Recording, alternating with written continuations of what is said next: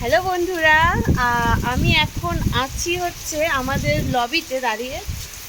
আর এখন বাজে হচ্ছে কি, কটা বাজে?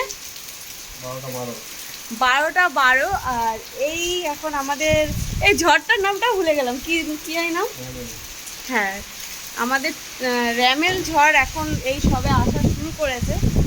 আর আমি দাঁড়িয়ে আছি, আগে বললাম আমি লবিতে দাঁড়িয়ে আছি। বাইরে প্রচুর ফুটফুটে অন্ধকার, কারেন্ট আমাদের এখানে 2 ঘন্টা আগেই চলে গেছে। তো যাই হোক, ঝড়ে তো আমাদের খুব মজা লাগছে, খুব ভালো লাগছে, আমরা আরামে দাঁড়িয়ে আছি। কিন্তু যাদের সত্যি কোনো উপায় নেই, যারা রাস্তায় থাকে বা যাদের ঘর ছাউনি দেওয়া, খড় দিয়ে ছাউনি, টালি দিয়ে ছাউনি, তাদের অনেক বিপদের আশঙ্কা। বা যারা সমুদ্রের ধারে, গঙ্গার ধারে থাকে, তাদের অনেক বিপদের আশঙ্কা।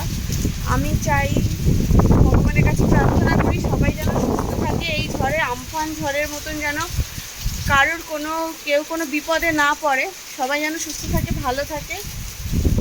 এইটুকুই বলার। আমরা কিছু মানুষ যারা খুব আরাম করে বাড়িতে থাকছি, এই ঝড়টা উপভোগ করছি, সবার কাছে এই ঝড়টা উপভোগের জন্য নয়। কিছু মানুষের কাছে এই ঝড়টা কিন্তু খুব কষ্টের, খুব আতঙ্কের। তো তারাও সুস্থ থাকে, তাদেরও যেন খুব বেশি বড় ক্ষতি না হয়, ভালো থাকো। আর যারা আনন্দ করছো তারা আনন্দ করো, ভালো থাকো তারাও।